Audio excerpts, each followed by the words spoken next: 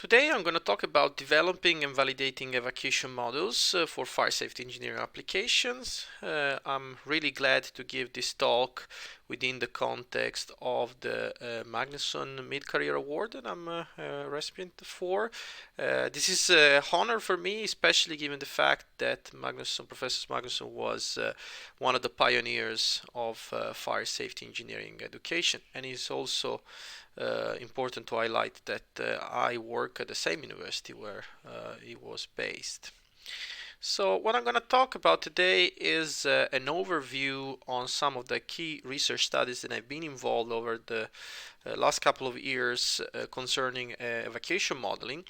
And in particular, I will look into aspects that are linked to the development of evacuation models. So going through the engineering timeline for the calculation of the required safe egress time, and explaining a bit what are the efforts that I put along with my colleagues on trying to improve evacuation models and what still needs to be done in order to enhance the predictive capabilities of those models.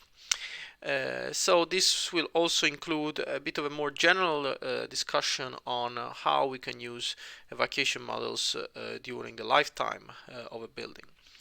And the second part will be about validation evacuation models, and more in general about all the efforts that have been done concerning standardizing procedures for the VMV of evacuation models. This has been one of the main topics I've been doing research on, and also how to address the uncertainty that we have in evacuation models that is linked to the actual behavior of people. So compared to more physics-based models in which we have like other type of uncertainties that are linked more to the physical aspects of the modeling, like for example measurement uncertainty or model input uncertainty or intrinsic uncertainty.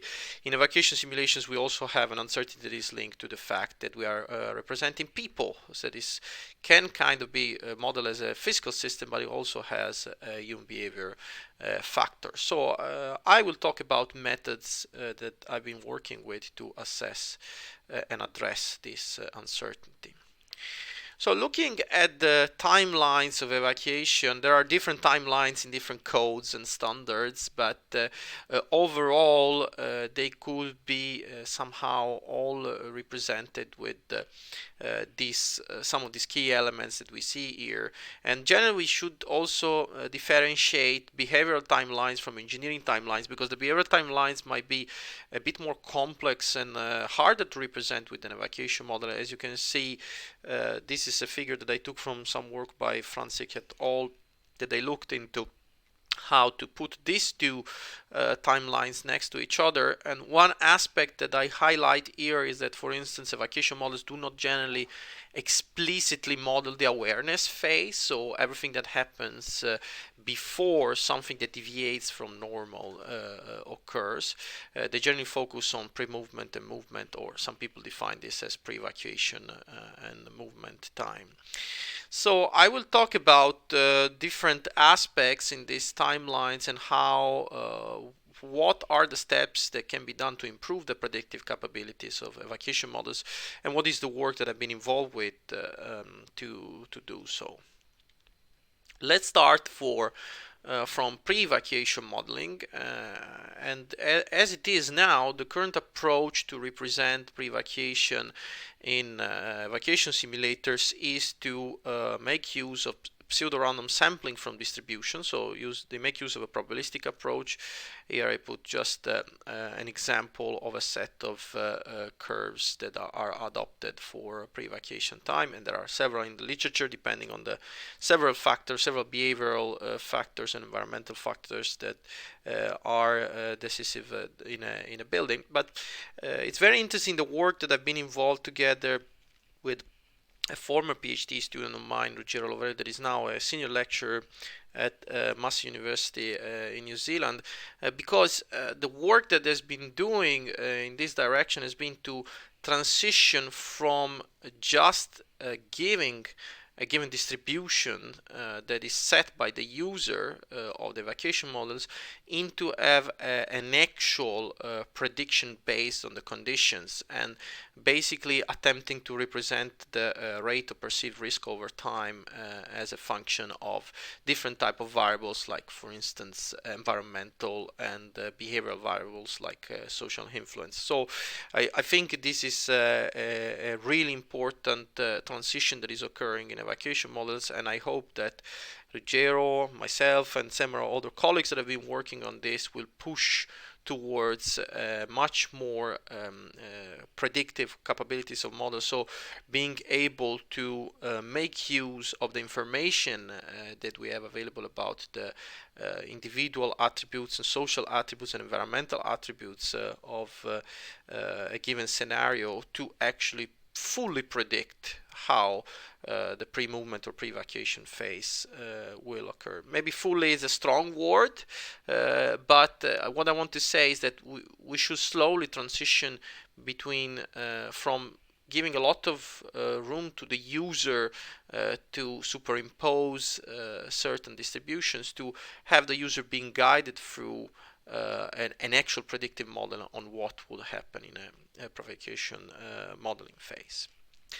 The second aspect that is very important in evacuation simulations is movement modeling, and here I just want to launch an idea that I've been pushing in several research papers, and it's a bit the result of also observations that me and colleagues have been the opportunity to do in actual evacuation experiments or real life cases. So one of the key assumptions of evacuation models today is that the speed of the people that are simulated, so the agents that are simulated, is assumed as a constant. So this is how most of the movement modeling approaches work, like thinking about the social force model or the steering model.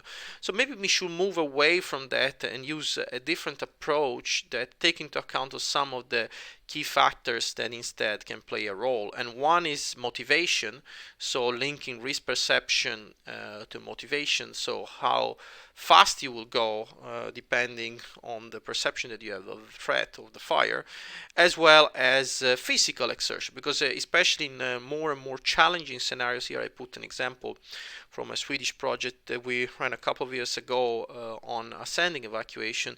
We can observe that actually people might get quite tired during an evacuation, especially if it's in a challenging scenario, and that means that we cannot always rely on a constant speed assumption for walking speed. Nowadays, some models allow you to kind of manually customize these variables, but there is not really a fully predictive models of walking speed, desired walking speed. So without accounting for the flow constraints, that's something that has been dealt much better, I would say, in evacuation models nowadays, compared to instead dealing with what is the speed that you will go at if you are not impeded by the presence of other people or obstacles. So that's an important aspect that I want to highlight. And another aspect which I think is very important to highlight is the impact of smoke on people movement. And over the years, I had the luck to collaborate with several researchers, especially here in Sweden that I worked, and also in Japan that I worked on trying to understand how people move in smoke. And this is just a summary of some of the data sets that are available in the literature, and in a project a couple of years ago that I've been involved together with some colleagues here in Lund, Carl Fridolf, Daniel Nilsson, and Håkan Francis. We have been working on trying to collate all available data and try to put together and analyze the conditions under which these data were collected. And this is a very fascinating work which I think will more and more be used in the future to represent how people movement is affected by the presence of smoke. So what you can see here, for instance, are graphs that relate movement speed with either visibility or restation coefficient. So and then you can, and we did this, you can build different type of regression models or different type of modeling approaches to study the impact of smoke on people movement. But one important aspect linked to this is that while analyzing the current capabilities of evacuation models some years ago, I realized that the reduction of speed was not really always the same, even considering the same visibility conditions in the models. And originally I was thinking that it was just because of the data that they were used for the calibration of the models. But in reality, there is a more important difference between the different types of modeling representation of the impact of smoke on people movement. That is, if we want to consider that the speed that people choose when they move in smoke is actually either depending purely on the visibility of the space, or if it is a fraction of the speed that you will have in clear conditions, so without smoke. And this is a quite of an important point, which I think more and more evacuation models are trying to address, so to try to be more precise in understanding what is the best approach to represent movement speed when you have the presence of smoke. And you may argue that this might not always be relevant, because sometimes we have to make the assumptions in certain designs that we don't want people to be in the same compartment of the fire, but it cannot always be the case, especially when we think about environments in which there is no compartmentation or it's not possible, like for instance tunnels, which is one of the fields in which this research was generated. So understanding this interpretation of this data that I presented is very important. I did some work in trying to mathematically characterize the different assumptions, also looking both at those interpretations, but also how people maintain a minimum walking speed. So even in complete darkness, people keep moving at a certain pace. So this was about movement. Another important aspect on which I think there is still not so much research as much as should be done is on route choice. And at the moment, the models, evacuation models, implement different approaches for this, like looking simply at shortest path or variation of shortest path algorithm, or conditional paths like taking account of queuing or other variables like, for instance, visibility of doors and so on, or just letting the user decide this, like user-defined path. But in reality, we don't really have yet a fully predictive route choice submodel which will predict how people pick a route depending on individual, social, and environmental factors. There are some attempts that have been published in the literature on this, but it's still there is not still a consolidated model for this, and this is very much linked to the fact that we don't have too much data to calibrate such models. Another aspect that I want to talk about when looking at evacuation models is how this could possibly be used in the lifetime of a building. So as it is now, we just look at the situation that it's a, let's say, one-shot, one-time situation in which one given scenario or one given set of scenarios in which we use evacuation models. But maybe it could be interesting to transition to models that can be used during the lifetime of a building and assessing how the situation of the building changes depending on the conditions that we have. And on this topic, I have to say that I've been kind of fascinated by trying to apply together with some colleagues here at Lund University, Alex Rigos and Eric Mollin, that have worked with game theory. So trying to use game theory to assess the evacuation over repeated events. And you may argue, okay, but why is this relevant? Fire is not such a frequent case. But what is frequent, unfortunately, very often is false alarms, or in buildings generally, you also have evacuation drills that may be unannounced. So using game theory, we have attempted to study the so-called cry wolf effect, so how people compliance to an evacuation alarm is decreased by false alarms.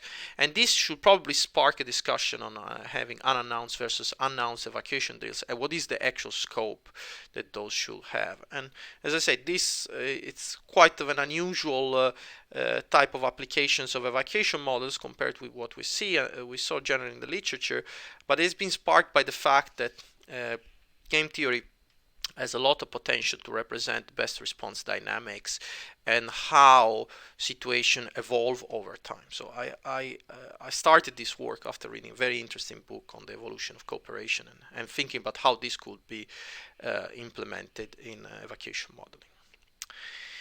The second part of this presentation is about verification and validation of fire evacuation models, and there are some aspects that need to be considered. We are dealing with modeling rational decision making, but we know that when we deal with evacuation, there are some uncertainty that are dealt with the probabilistic approach. So this uncertainty comes from the fact that we use behavioral models that might have some variability, because you have different behaviors even to very similar conditions that may occur depending on the attributes of people individually and also social influence related variables. So how do we decide then how many simulations we should run over a given scenario if we're using a probabilistic approach and pseudo-random sampling? So I've been doing some work with some colleagues. I initiated this work when I was working at NIST based on the work that Rick Peacock and Paul Renick have been doing there for fire modeling and trying to work on a simple method to study behavioral uncertainty based on functional analysis. So basically using the assumption that we can represent evacuation time curves as multidimensional vectors and then using operators for studying this. And this method is very simple, and the interesting part that it also led to quite a lot of debates on how this should be done in the industry, and some and also further methods have been developed along with this methodology. So I was very pleased to see that is part of the discussion on how we should analyze the convergence of results of probabilistic models. And looking more in general about verification and validation of evacuation models, we know that there is quite a variety of tests available in the literature, starting from the IMO test. Here I refer the second edition of the International Maritime Organization guidelines for passenger ships, the 2016 version, but there is a first version from 2007, followed by other documents developed in Germany, the RIMEA tests, and NIST as well. Which I was involved with as well. And there are several other tests and case studies run by model developers. So one of the main things that popped up at the time when I started working on this was that there is quite a variety of verification and validation tests, and there was not really a single standardized protocol. So I initiated some work to try to harmonize the tests, and here you just see a list of tests that are available in the literature in different methods, and you can see that some procedures include some tests, some include other, and each of them might be slightly different than others, and so on. And this is just some examples, because individual research groups have, or model developers or testers have done their own list of tests for verification and or validation. This is just a list of verification tests in this example.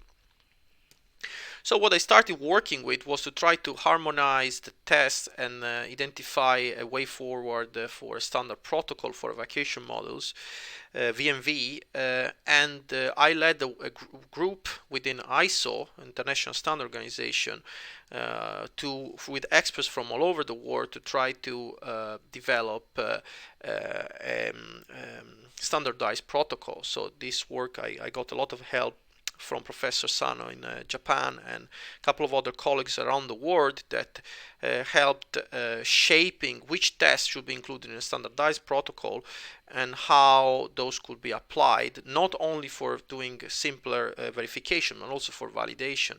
So this was later on tested by one of my students, Yalong Wu in Lund, with FTS evac, and now after it's been published in late 2020, it's it's very nice to see that it's being used by actual commercial evacuation model developers. So it's in their interest to make sure that the predictive capabilities of their models work as intended. So to sum up, I gave a very short overview of my research in the field of evacuation models, and I have many people to thank because it's never a solo work, it's always a collaboration between different people.